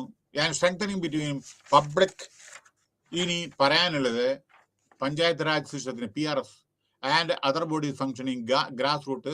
ഇത് ഒന്ന് ആദ്യം പറയട്ടെ, എന്നിട്ട് ഞാൻ പറയാം. അപ്പൊ ഇന്നോവേറ്റീവ് മെഷേഴ്സ് ടു ഇംപ്രൂവ് അതൊക്കെ പറഞ്ഞു ഞാൻ. കപ്പാസിറ്റി ബിൽഡിംഗ്, ഓരോരുത്തരുടെ കപ്പാസിറ്റി, അതേമാതിരി ഗ്രാസ് റൂട്ട് ലെവൽ. ഇനി ഞാനൊന്ന് പറയട്ടെ, ബൽവന്ത് റായ് കമ്മിറ്റി ആണ് നമ്മുടെ. ആരാണ് ബൽവന്ത് റായ്? അദ്ദേഹം നമ്മുടെ ശരിക്കൊരു പാർലമെന്റേറിയനായിരുന്നു. Government of India 16/1/1957 16/1/1957 Balwant Rai എന്ന് പറഞ്ഞ പാർലമെന്റേറിയൻ, ഓക്കെ, പഞ്ചായത്ത് ആളാണ്. അദ്ദേഹത്തിന്റെ ഒരു ചെയർമാനായിട്ട് ഒരു കമ്മിറ്റി സെറ്റപ്പ് ചെയ്തു. Originally appointed by the government of India. Okay, എന്തിന്? Community development to examine the working of community development programme. അങ്ങനെ ബൽവന്ത് റായ് മേത്ത, ഓർമ്മിക്കണേ, ഹി വാസ് എ പാർലമെന്ററി. ആ സമയത്താണ് ഇയാള് ചെയ്തത്, അസൈൻ ചെയ്തത്. അങ്ങനെ അദ്ദേഹം ഒരു റിപ്പോർട്ടും അതേ പ്രകാരം കൊടുത്തു, എങ്ങനെ നമ്മുടെ കമ്മ്യൂണിറ്റി ഡെവലപ്മെന്റ് എങ്ങനെ ചെയ്യണം. അതേമാതിരി അതാണ് പഞ്ചായത്ത് രാജ് സിസ്റ്റം. അങ്ങനെ അദ്ദേഹത്തിന് പിന്നീട് father of panchayat Raj system എന്നറിയപ്പെടുന്നു. പിതാവ് ആര്? Balwant Rai. Balwant Rai Mehta is the father of panchayat Raj system. ശ്രദ്ധിക്കുക. ഓക്കെ, പിന്നെ പിന്നെ അടുത്തത് 73-74 ഭരണഘടന. ഓക്കെ, ഭരണഘടന അത് എന്താണെന്ന് അറിയോ? ഇതില് 73 നമ്മുടെ പഞ്ചായത്ത് രാജ് സിസ്റ്റത്തിനാണ്. 74 അമെന്റ്മെന്റ് എന്ന് പറയുന്നത് മുനിസിപ്പാലിറ്റിയാണ്. ടൗണിലാണ് മുനിസിപ്പാലിറ്റി, ഗ്രാമങ്ങളിലാണ് പഞ്ചായത്ത്, സിറ്റിയിലാണ് കോർപ്പറേഷൻ. മുനിസിപ്പാലിറ്റിയും കോർപ്പറേഷനാണ് ഇത്. ഏത്? നമ്മുടെ 74ാമത്തെ അമെന്റ്മെന്റ്. മുനിസിപ്പാലിറ്റിയിലെ പ്രസിഡന്റ് ഉണ്ടാവും, അതേമാതിരി അതും ഇലക്ഷൻ 5 കൊല്ലത്തിനാണ്. നമ്മുടെ സിറ്റിയിലെ മേയറാണ്, അതും 5 കൊല്ലത്തിനാണ്. ഓരോരോ വാർഡ് മെമ്പേഴ്സ് ഉണ്ടാവും, അതും 5 കൊല്ലത്തിനാണ്.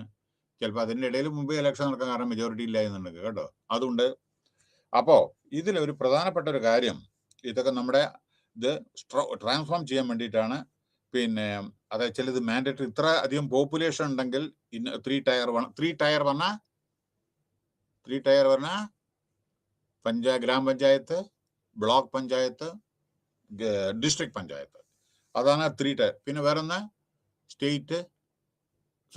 യൂണിയൻ, സെൻട്രൽ, അതായത് യൂണിയൻ പറഞ്ഞ central, state and this local self government. അതാണ് 3 ടയർ. പിന്നെ ഇതിലെന്താണെന്ന് വെച്ചാൽ, ഇത്ര ആള് ജനസംഖ്യ ഉണ്ടെങ്കിൽ ഇത്ര അല്ലെങ്കിൽ മുനിസിപ്പാലിറ്റിയോ അല്ലെങ്കിൽ കോർപ്പറേഷനോ ആവണമെന്നുണ്ട്. പിന്നെ വേറൊന്ന് റെഗുലർ ഇന്റർവൽ 5 years അത് പറഞ്ഞു കഴിഞ്ഞു. പിന്നെ ഇതില് റിസർവേഷൻ ഉണ്ട്, SC-ക്ക് ഉണ്ട്, ST-ക്ക് ഉണ്ട്. പിന്നെ വേറൊരു കാര്യം, സ്ത്രീകൾക്ക് വുമൺ പഞ്ചായത്ത്, അവർക്ക് റിസർവേഷൻ ഉണ്ട്.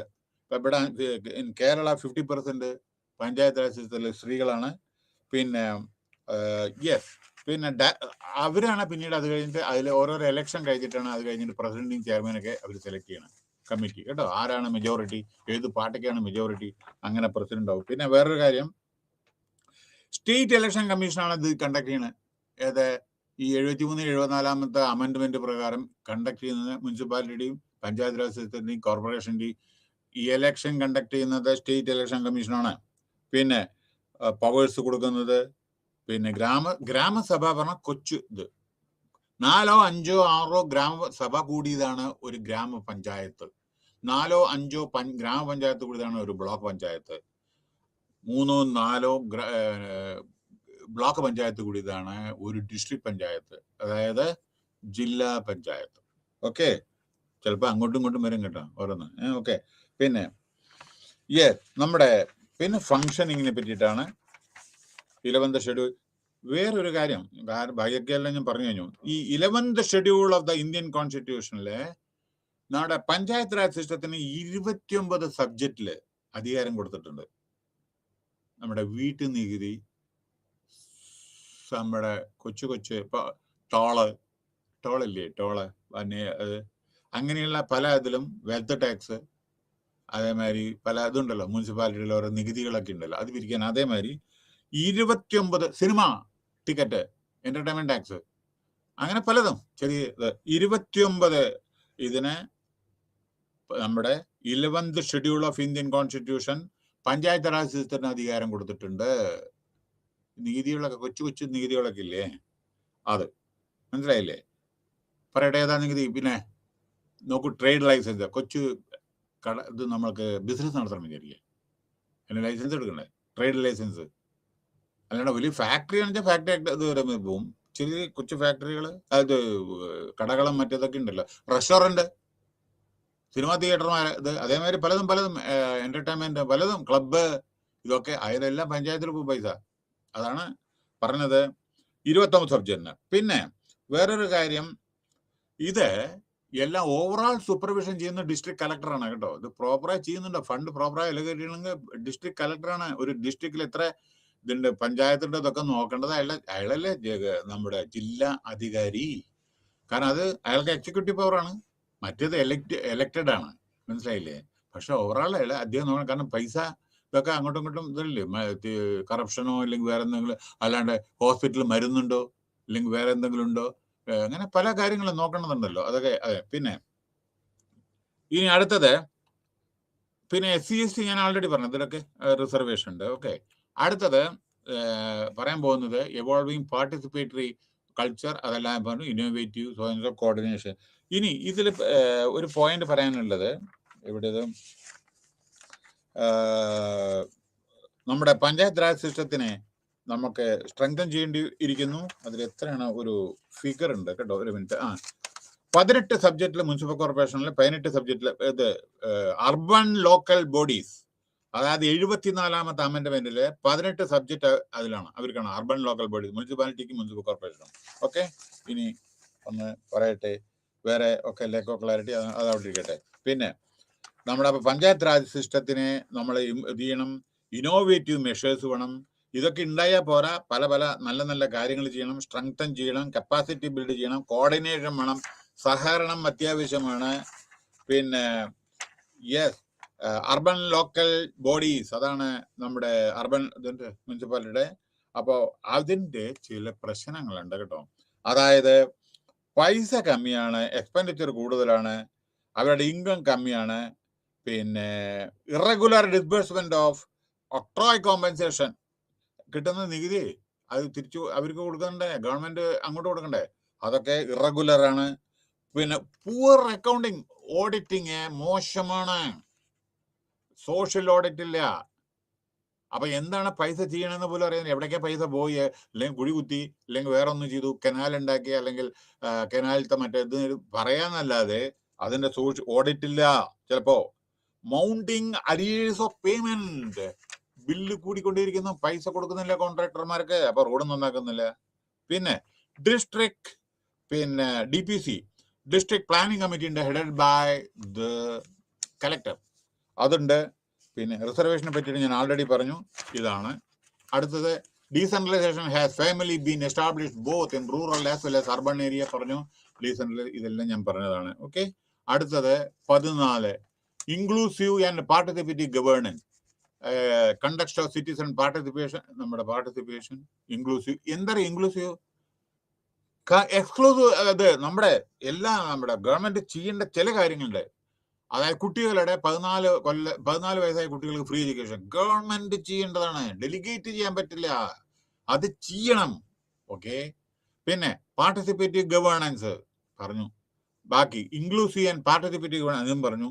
അടുത്ത് ഇതില് in the past few decades there has been a rising concern in advancing sustainability for development. അപ്പൊ നമ്മുടെ ഡെവലപ്മെന്റ് പ്രോപ്പർ ആണോ, റൈറ്റ് ഡയറക്ഷൻ ആണോ പോണെന്ന് അറിയണ്ടേ? അതായത് പൈസ വേണം, ഡയറക്ഷൻ വേണം, പൊളിറ്റിക്കൽ വില്ല് വേണം, അല്ലേ? ഗവൺമെന്റ് സ്റ്റേറ്റും സെൻട്രലും തമ്മിൽ കോടി റിലേഷൻ വേണം. ഇതൊക്കെ അത്യാവശ്യമാണ് കേട്ടോ, ഇല്ല എന്നല്ല പറയുന്നത്, ഇതൊക്കെ അത്യാവശ്യമാണെന്നാണ് പറയുന്നത് കേട്ടോ. Clean environment always you take in A positive വേ കേട്ടോ. ഇതൊക്കെ അത്യാവശ്യമാണെന്നാണ് ഞാൻ പറയുന്നത്. ക്ലീൻ എൻവയോൺമെന്റ് പറയേണ്ട ആവശ്യമില്ലല്ലോ, പറഞ്ഞു എത്രയോ ഞാൻ. പോവർട്ടി ഇറാഡിക്കേറ്റ് ചെയ്യണം. ദാരിദ്ര്യമുണ്ടെങ്കിൽ ബുദ്ധിമുട്ടാണ്, രാഷ്ട്രത്തിന് പറ്റില്ല. ഡെവലപ്മെന്റ് ദാരിദ്ര്യം ഉണ്ടെങ്കിൽ എവിടുന്ന ഡെവലപ്പ് ചെയ്യാൻ പറ്റണ കൂടുതൽ? Peace without fear. പിന്നെ ഗാന്ധിജിയുടെ സ്വപ്നമാണ് എന്ത്? പോവർട്ടി ഇറാഡിക്കേഷൻ, സമാധാനം. നമുക്ക് ഇന്ത്യ, നമ്മളെ നോൺ വയലൻസിൽ സ്വാതന്ത്ര്യം കിട്ടിയ ഏക രാജ്യമാണ് ഇന്ത്യ. വാറിന് നമ്മൾ പ്രോത്സാഹിപ്പിക്കുന്നില്ല. നമ്മൾ ഇന്നത്തെ വരെ ഒരു മറ്റുള്ള രാജ്യങ്ങളുടെ അടുത്ത് പോയിട്ട് അവരുടെ ബൗണ്ടറിയിൽ പോയി ഇതില് ബോർഡറിൽ പോയിട്ടോ അല്ലെങ്കിൽ അവരുടെ രാജ്യത്തിൻ്റെ ഉള്ളിൽ പോയിട്ട് യുദ്ധം ചെയ്തിട്ടില്ല ഇന്ത്യ. മറ്റുള്ള രാജ്യങ്ങളായിട്ടോ അല്ലെങ്കിൽ രാജ്യങ്ങളെ നമ്മൾ കീഴടക്കാനോ അങ്ങനെയൊന്നും പോയിട്ടില്ല. ഇങ്ങോട്ട് ഉപദ്രവിച്ചാൽ നമ്മൾ തടുത്തുരുതും, അങ്ങനെയല്ലേ? അപ്പോ വളരെ പീസ്ഫുള്ളായിട്ട് ജീവിക്കുന്ന ഒരു ജനസമൂഹമാണ് ഇന്ത്യയുടെ. So with multiple centres of power and layers in, ഇതൊക്കെ വളരെ ഓരോരോ ഘടനകൾ, ഡിസിഷൻ മേക്കിംഗ്. അപ്പോൾ ഡിസിഷൻ മേക്കിംഗ് വളരെ നമുക്ക് ഉപകാരപ്രദമാവുന്നു. Different ways is been explored to strengthen democracy. ഇതെല്ലാം നമ്മുടെ ഡെമോക്രസിയെ സ്ട്രെങ്തൻ ചെയ്യുന്നതാണ്. പിന്നെ context of Indian citizen participation in India, inclusive governance പറയാം. ഭരണഘടനാ ഫ്രെയിംവർക്ക്, ഭരണഘടനയിൽ ചിലത് നമ്മുടെ അടങ്ങിയിട്ടുണ്ട്, പറയാൻ എന്താണെന്ന്. ഓക്കെ, അപ്പൊ നോക്കുള്ളൂ. അതിന് മുമ്പ് ഞാൻ ഒരു കാര്യം പറയട്ടെ. Doctor Abdul Kalam, father of missile programme in India. ഞാൻ വേണ്ടത് ഇമ്പോർട്ടന്റ് കാര്യങ്ങൾ തന്നെ ഒന്ന് പറയട്ടെ. അദ്ദേഹം അറിയാലോ, doctor Abdul Kalam, missile man. Okay, അദ്ദേഹം പറയണ്ടായി നമ്മുടെ പ്രസിഡന്റ് ഓഫ് ഇന്ത്യ. എത്രയോ പ്രസിഡന്റ് ഉണ്ടായിരുന്നു നമ്മുടെ ഇന്ത്യയിൽ, അല്ലേ? അബ്ദുൽ കലാമിന്റെ പ്രസിഡന്റ്ഷിപ്പ് ഒരു ഡിഫറെന്റ് ആണ്, മനസ്സിലായില്ലേ? കാരണം അത്രയധികം ഇത്ര മറ്റുള്ളൊരു കോമ്പറ്റന്റ് അല്ലാന്നല്ലേ ഞാൻ പറയുന്നത് കേട്ടോ. വളരെ കോമ്പറ്റന്റ് ആയിട്ടുള്ള ഒരാളാണ്. അദ്ദേഹത്തിന്റെ വീട് എത്ര ബുക്ക് എഴുതിയെന്ന് അറിയാം നമുക്ക്. നിയർലി 100 PhD ഉണ്ട് അദ്ദേഹത്തിന്, 40. പിന്നെ ബാക്കി പറഞ്ഞു എനിക്ക് ഇനി ഒരു ഡോക്ടറേറ്റ് ഒരാളും തരണ്ടെന്ന്. കാരണം അത് സ്വീകരിക്കാനും കനഡയിലും ഫ്രാൻസിലും ജർമ്മനിയിലൊക്കെ പോകണം. അയാൾ പറഞ്ഞു എനിക്ക് ആവശ്യമില്ല എന്ന്. അത്ര ഹോണറി ഇതാണ് അദ്ദേഹത്തിന്റെ. എത്ര ബുക്കാണ് അയാളുടെ ബുക്ക് വായിച്ചാൽ തന്നെ നമുക്ക് സ്റ്റാർട്ട് ചെയ്ത എൻഡ് വരുന്നത്. ഞാനൊക്കെ എത്രയോ book, of course I was working in his department actually, അത് വേറെ കാര്യം. പക്ഷെ അദ്ദേഹത്തിന്റെ ബുക്ക് ഇരുന്ന് എഴുതിയിട്ട് അത്ര ഇൻസ്പിറേഷൻ ആണ്. വളരെ റെയർ, സിമ്പിൾ ലാംഗ്വേജ്. ഏത് കൊച്ചുകുട്ടിക്കും വായിച്ചാൽ മനസ്സിലാവും. പക്ഷേ രാഷ്ട്ര സേവനത്തിന് മുൻഗണന കൊടുത്തിട്ടാണ്. അതായത് വളരെ simple living, high thinking. Okay, അപ്പൊ നമ്മുടെ ഭരണഘടന, അപ്പൊ അദ്ദേഹത്തിന്റെ അഭിപ്രായം കേട്ടോളൂ. നമ്മുടെ പൊല്യൂഷൻ, പ്രോസ്പെരിറ്റി വിത്തൗട്ട്, നോക്കൂ അദ്ദേഹം പറയുന്ന ഒന്ന് ശ്രദ്ധിക്കൂ. Clean environment without pollution, prosperity without poverty, peace without fear of war, and happy place to live for all citizens in the world. What is needed is the participation of multiple nations, multiple institutions, and people from across the globe towards common objectives. ചില common ഒബ്ജക്റ്റീവിന് വേണ്ടിയിട്ട് നോക്കൂ, nuclear weapon വളരെ അപകടകരമായിട്ടുള്ള സ്ഥിതിയാണ്. അതിനൊക്കെ common ആയിട്ട് ആളുകളെ ഒരു understanding ഉണ്ട്, എഗ്രിമെന്റ് ഒക്കെ, മനസ്സിലായോ? അല്ലാണ്ട് പെട്ടെന്ന് അങ്ങോട്ട് പോയിട്ട് അങ്ങോട്ട് ചെയ്യാൻ ബോംബിടാൻ പറ്റില്ല. കാര്യം മനസ്സിലായില്ലേ? ലോകത്തിൽ ഇതൊക്കെ ചില സംഘടനകളൊക്കെ ഉണ്ട്, അസോസിയേഷൻ ഇതൊക്കെ ഉണ്ട്. പിന്നെ what is needed is the participation of multiple nation, multiple institutions, അതേമാതിരി കോമൺ ഒബ്ജക്റ്റീവ്സ്, അതേമാതിരി. അപ്പൊ അദ്ദേഹത്തിൻ്റെതാണ് ഇൻ എ ഡെവലപ്പിംഗ് കൺട്രിയുടെ കോണ്ടക്സ്റ്റ് പ്രകാരം there has been a considerable shift in widening scope of people's participation in governance structures that are transparent and accountable. Specifically, these shifts, okay, intended to accelerate changes in the fundamental structure of functioning of the state from a close. അത് എന്താണെന്ന് ഞാൻ പറഞ്ഞുതരാം. Okay, നോക്കൂ, നമ്മുടെ fundamental structure of functioning of A state. അതായത് പണ്ട് ഒരു closed ആയിരുന്നു, നേരോ മൈൻഡഡ് ആയിട്ടുള്ള കുറെ, ആർക്കും മറ്റുള്ളവർക്ക് അറിയാൻ സാധിക്കുമായിരുന്നില്ല. ക്ലോസ്ഡ് ആയിരുന്നു, റിജിഡ് ആയിരുന്നു, നിശ്ചയം, അതായത് ഒരു ദാർഢ്യം, അതായത് ഒരു കർക്കശ മനോഭാവമായിരുന്നു പണ്ടത്തെ ഭരണത്തിനും പല സമയത്തും പല രാജ്യങ്ങളിലും. അത് ഇപ്പോൾ ഓപ്പൺ ആയിട്ടും ഡീസെൻട്രലൈസ്ഡ് ആയിട്ടും ഫ്ലെക്സിബിൾ ആയിട്ടും ഡൈനാമിക് സിസ്റ്റമായിട്ടും പരിണമിച്ചിട്ടുണ്ട്. ഇതാണ്. പിന്നെ വേറൊരു കാര്യം എന്താണെന്ന് വെച്ചാൽ impact citizen participation in India. എവിടെ വരുന്നുണ്ടോ നോക്കട്ടെ. ഇവിടെ ബാക്കിയൊക്കെ നമ്മൾ കുറെ പറഞ്ഞതാണ്. ഓക്കെ, റൂറൽ ഗവേണൻസ് ഒക്കെ പറഞ്ഞു തന്നില്ലേ. ഇതൊന്നും ശ്രദ്ധിച്ചോളൂ. Citizen led environment impact. നമ്മുടെ Bhopal gas tragedy 1984 tragedy. Of course 1-2 ആഴ്ച മുമ്പേ 1-2 ദിവസം മുമ്പേ ഞാൻ ആ ഭോപ്പാൽ സിറ്റിയിൽ പോയിട്ടുണ്ടായിരുന്നു. വളരെ ദുഃഖകരമായിട്ടുള്ള സ്ഥിതി. എന്താ വെച്ചാൽ ആ ഗ്യാസ് ട്രാജഡി 1984 വളരെ ശ്രദ്ധാപൂർവം കേൾക്കൂ. യൂണിയൻ കാർബൈഡ് ഇന്ത്യ ലിമിറ്റഡ്, അതിന്ന് ഒരു നമ്മുടെ ഇഗ്നറൻസ് ഉണ്ട് ഡ്യൂട്ടി. ഹൈലി ടോക്സിക് ലീക്കേജ് വന്നു. Methyl isocyanate gas from the pesticides plant of union carbide India limited. 5 ലക്ഷം ആളുകൾ ഇഞ്ചേർഡായി. എത്ര ആള്? 5000 ആള് മരിച്ചെന്നാണ് പറഞ്ഞത്. 5000 ഒന്നും അല്ല. ആരെണ്ണം പോണ്? അവിടെ പോകാൻ പറ്റും. ഗ്യാസാണ്, ശ്വസിച്ചാൽ മരിക്കും. ലോകത്തിലെ ഏറ്റവും വലിയ ഇൻഡസ്ട്രിയൽ ട്രാജഡിയാണ്, ആക്സിഡന്റ് ആണ് Bhopal gas tragedy. Industrial accident പോരെ. നിങ്ങളുടെ ഇൻഫർമേഷന് വേണ്ടി പറയാണ്, ആ സമയത്ത് ട്രെയിൻ ഭോപ്പാൽ സ്റ്റേഷനും കൂടെ വണ്ടി വിടുമ്പോൾ നമ്മുടെ സ്റ്റേഷൻ മാഷ് വണ്ടി നമ്മുടെ ഈ കൊടി പച്ചക്കൊടി കാട്ടിയിട്ട് നിൽക്കുകയാണ്. പച്ചക്കൊടി കാട്ടി ഇങ്ങനെ നീക്കിയിട്ട് അങ്ങനെ നിന്ന് മരിച്ചു. ഗ്യാസിന്റെ അപ്പുറത്താണ് ഗ്യാസ്. നമ്മുടെ വണ്ടിയുടെ loco pilot, okay, engine driver, എന്താ പറയാ, അയാള് ഓടിച്ചോടിച്ചുകൊണ്ട് വണ്ടി ഓടിക്കൊണ്ടേയിരിക്കുന്നു. പക്ഷെ ഓടിച്ചോടിച്ച് അയാള് ശ്വസിച്ചു മരിച്ചു ഓരോരുത്തർ. പക്ഷെ എത്ര പേരും മരിച്ചു? അത് എണ്ണം പോണ്ടേ? ആരാ പോണവിടെ? കാരണം ഗ്യാസ് അല്ലേ, ആ പോണാളും പറ്റില്ലേ. അപ്പോ ഒരുപടി ആള് മരിച്ചു. പിന്നെ പ്രധാനപ്പെട്ട വേറൊരു ഘടകം, മരിച്ചിട്ട് ഇന്ന് അതെ ആ എത്രയോ ആളുകൾ ഇന്നും അഫക്ട് ചെയ്തിട്ടുണ്ട്. അയാള് ആൻഡേഴ്സൺ ചെയർമാൻ കണ്ടമാനം പൈസ കോമ്പൻസേഷൻ ഗവൺമെന്റ് ഓഫ് ഇന്ത്യക്ക് കൊടുത്തു. എവിടെ പോയി ഒന്ന് ദൈവത്തിനറിയാം. ഇന്നും കിട്ടേണ്ട ആളുകൾക്കൊന്നും കിട്ടിയിട്ടില്ല. ഇന്നും ജനിച്ചു കൊള്ളുന്ന വരുന്ന കുട്ടികൾക്കും എത്രയോ നമ്മുടെ എൻഡോസൾഫാൻ മാതിരി കാസർഗോഡ് ആണ്, ഹിരോഷിമ നാഗസാക്കിയുടെ മാതിരിയാണ് പല കുട്ടികളും. എന്താ കാരണം എന്ന് വെച്ചാൽ പിന്നെ 3.5 കിലോമീറ്റർ റേഡിയസിൽ അവിടെ ഫാക്ടറിയുടെ സോയൽ, മണ്ണ്, ഗ്രൗണ്ട് വാട്ടർ, കിണറ് എല്ലാം കണ്ടാമിനേറ്റഡ് ആണ്. വെള്ളം കുടിച്ചാൽ എല്ലൊക്കെ പൊട്ടി ദ്രവിച്ചു പോകും. കാരണം ഇത് കലർന്നു പോയാല് പോരെ. കൂടുതലായി ഞാൻ പറയുന്നത് നിങ്ങൾ മുഷിപ്പിക്കുന്നില്ല. 3.5 റേഡിയസില് പുല്ല് മൂലം മുളക്കില്ല. അതായത് സോയല്, മണ്ണ്, കിണറില് വെള്ളം കുടിക്കാൻ പറ്റില്ല, കുളങ്ങളിൽ കുളിക്കാൻ പറ്റില്ല, കെമിക്കലാണ്. ഒന്ന്. അപ്പോ ഇതൊക്കെയാണ്. പിന്നെ അപ്പോ അത് മാത്രമല്ല, വെള്ളം കണ്ടാമിനേറ്റഡ് ആണ്.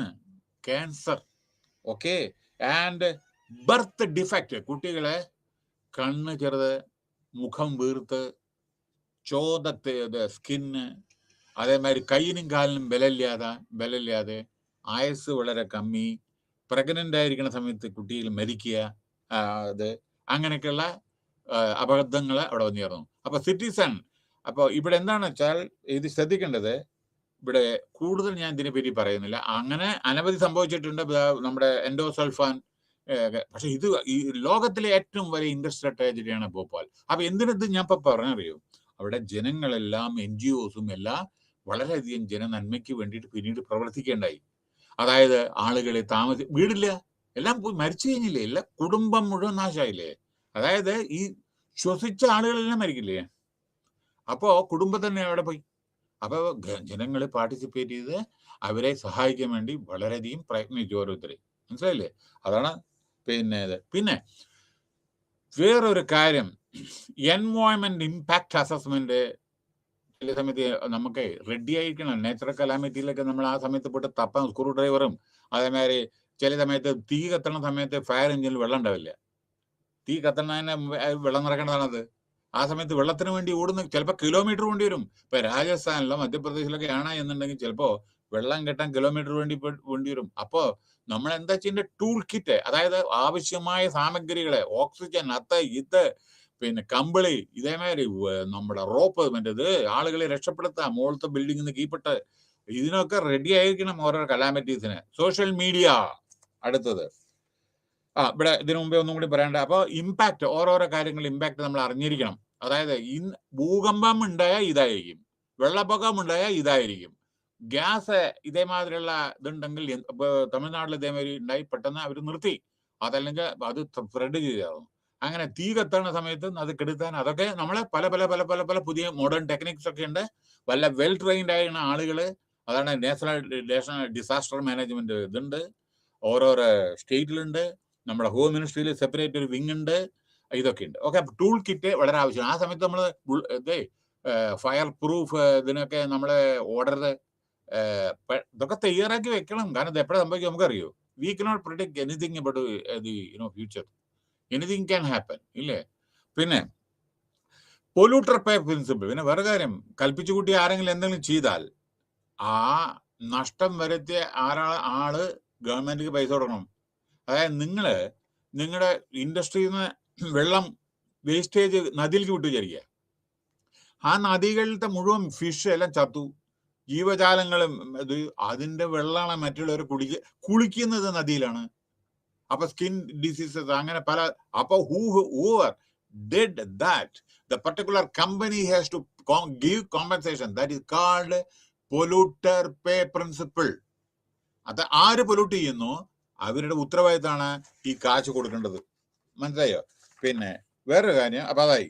ഇനി ഇമ്പാക്ട്, വേറെ ഏത് പ്രൊജക്ട് വരുമ്പോഴും ആലോചിക്കേണ്ടത് ഇമ്പാക്ട് അസസ്മെന്റ്. അതായത് പിന്നെ ഈ പ്രൊജക്ട് വന്നാൽ, അല്ലെങ്കിൽ ഈ ഡാം പണിതാൽ, അല്ലെങ്കിൽ ഈ ബ്രിഡ്ജ് പണിതാൽ എന്താണ് ഇമ്പാക്ട്, സോഷ്യൽ ഇമ്പാക്ട്, അതും കൂടി നമ്മളെ ശ്രദ്ധിക്കണം. ഓക്കെ, പിന്നെ വേറൊരു കാര്യം, നമ്മുടെ media has to play an effective role. കാരണം എന്താണെന്ന് വെച്ചാൽ അവര് ജനങ്ങളെ അറിയിക്കുന്നതും അതേമാതിരി പിന്നെ ഇതുണ്ട്. പിന്നെ വേറൊരു കാര്യം, നമ്മുടെ ഇൻക്ലൂസീവ് ഗവേണൻസിൽ മീഡിയ വളരെ ഇമ്പോർട്ടൻറ്റ് റോൾ ആയിരിക്കണം പ്ലേ ചെയ്യേണ്ടത്.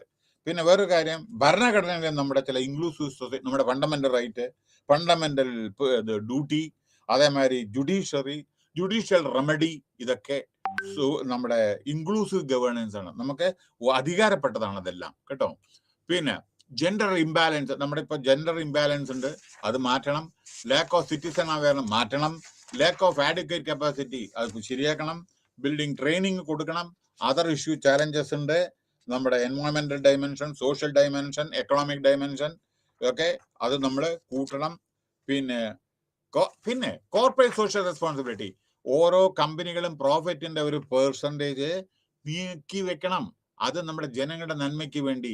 മരങ്ങൾ വെച്ച് പിടിപ്പിക്കുക, പാർക്ക്, നമ്മുടെ കുട്ടികളുടെ സ്കൂള്, അതേമാതിരി പല പല നല്ല എഞ്ചിനീയറിങ്ങിനോ വേറെ എന്തെങ്കിലും സ്കോളർഷിപ്പോ, ഇതൊക്കെ സമൂഹ സേവനം. അപ്പോൾ ബാലൻസ് ഷീറ്റിലെ കോർപ്പറേറ്റ് സോഷ്യൽ റെസ്പോൺസിബിലിറ്റിക്ക് വേണ്ടി ഇയർമാർക്ക് ചെയ്തിട്ടുണ്ട്. ചിലത് പ്രോഫിറ്റ് എത്ര കിട്ടിയെന്നുണ്ടെങ്കിൽ അതിൻ്റെ ഒരു ഇത്ര പെർസെൻറ്റേജ് ഇതിനു വേണ്ടി ഇയർമാർക്ക് ചെയ്യണം. അപ്പൊ അതായി പ്രോ ആക്റ്റീവ് അപ്രോച്ച് സോഷ്യൽ, അതായി. പിന്നെ പ്രത്യേകിച്ച് ശ്രദ്ധിക്കേണ്ടത്, നമ്മുടെ ഇത്തരത്തിലുള്ള കമ്പനികളുടെ ഡിഫറൻ്റ്ലി ഏബിൾഡ് പോപ്പുലേഷനെ നമ്മൾ കൺസിഡർ ചെയ്യണം. ട്രാൻസ്ജെൻഡറിനെ കൺസിഡർ ചെയ്യണം. വൾണറബിൾ ആളുകളുടെ, അവരുടെ മാർജിനലൈസ്ഡ് ആളുകളെ സഹായിക്കണം. ഇൻഈക്വാലിറ്റി റിഡ്യൂസ് ചെയ്യണം. സർപ്ലസ് ഫണ്ട് നമ്മൾ ഇതേമാതിരി നല്ല കാര്യത്തിന് വേണ്ടി നമ്മൾ ഉപയോഗിക്കണം. പിന്നെ റൂറൽ ഗവേണൻസ് പ്രോപ്പർ ആയിരിക്കണം. ഗ്രാമപഞ്ചായത്ത് വളരെ നല്ലതായിരിക്കണം. ഗവൺമെന്റിന്റെ, പ്രധാനമന്ത്രിയുടെ പല പല പല സ്കീമും ഉണ്ട്, അതെല്ലാം നല്ല പ്രയോജനം, ജനങ്ങൾക്കുള്ള അവയർനെസ് പറഞ്ഞു കൊടുക്കുക. ഇതൊക്കെയാണ് ഗുണങ്ങൾ എന്ന്. പിന്നെ പാർട്ടിസിപ്പേഷൻ ചെയ്യുക. പിന്നെ നമ്മുടെ സോഷ്യൽ മാപ്പിംഗ് വേണം, അതായത് ഭൂപടം, പിന്നെ കമ്മ്യൂണിറ്റി സ്കോർ, അതേമാതിരി ഇതും വേണം. പിന്നെ വേറൊരു കാര്യം, ഈ ഒക്കെ ചില ഫ്ലഡിന്റെ ഇതിൻ്റെയൊക്കെയാണ്. അപ്പൊ social media plays a vital role. Okay, ഇനി പ്രധാനപ്പെട്ട ചാലഞ്ചസ്, ജെൻഡർ ഇംബാലൻസ് പറഞ്ഞു, ലാക്ക് ഓഫ് സിറ്റിസൺ, ഇതെല്ലാം ഞാൻ പറഞ്ഞു.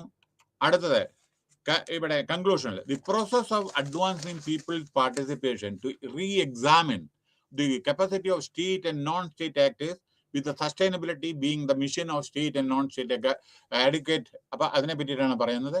Democracy can become feasible and futile without the presence of formal informal linkage of citizens. Citizen participation വളരെ ആവശ്യമാണ് ഈ ഡീസെൻട്രലൈസേഷനിലും ഗവേണൻസിലും. Thank you very much.